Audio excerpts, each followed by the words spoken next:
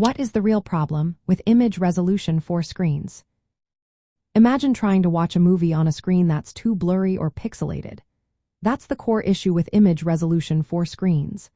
It all comes down to how many pixels an image has versus what the screen can display.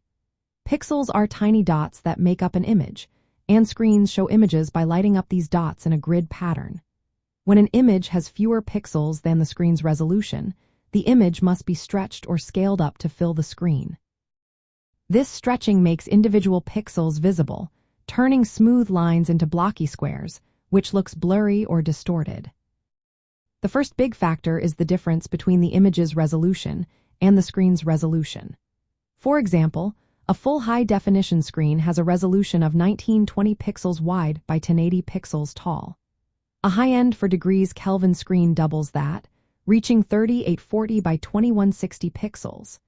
If your image is only 1000 by 500 pixels, it's much smaller than the screen. When you enlarge it to fill the display, it loses sharpness because the software has to guess what the missing pixels should be. This guessing results in a blurry or pixelated look. Next, pixel density, measured in pixels per inch, plays a role. A small smartphone screen with high pixels per inch can display lower resolution images clearly because the pixels are packed tightly. But a large television with the same resolution will show lower quality images because the pixels are spread out more. So, a picture that looks fine on a phone might look fuzzy on a big screen. Aspect ratio is another issue.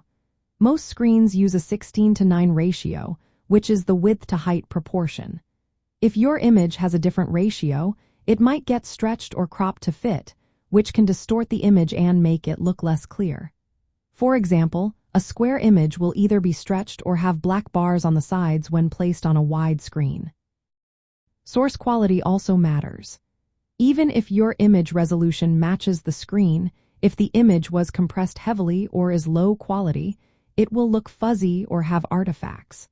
This is common with images downloaded from the internet that are saved in small file sizes.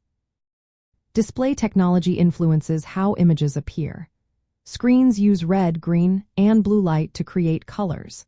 If an image was designed for print, which uses cyan, magenta, yellow, and black ink, it might not look sharp or accurate on a screen without proper adjustments.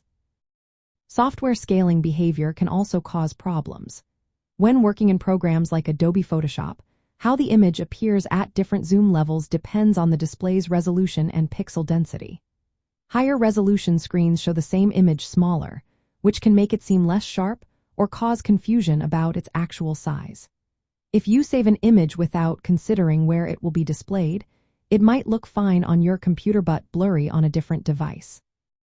For Adobe graphic design work, it's important to match your image resolution to your target display. Always check the pixel dimensions before exporting. Use the correct aspect ratio to avoid distortion. When designing for screens, aim for images that have resolution equal to or higher than the display resolution to keep things sharp. Avoid enlarging images beyond their original size because that's when pixelation happens. Use Adobe Photoshop's tools to verify pixel dimensions and resolution, remembering that dots per inch mainly affects print, while pixel dimensions matter most for screens.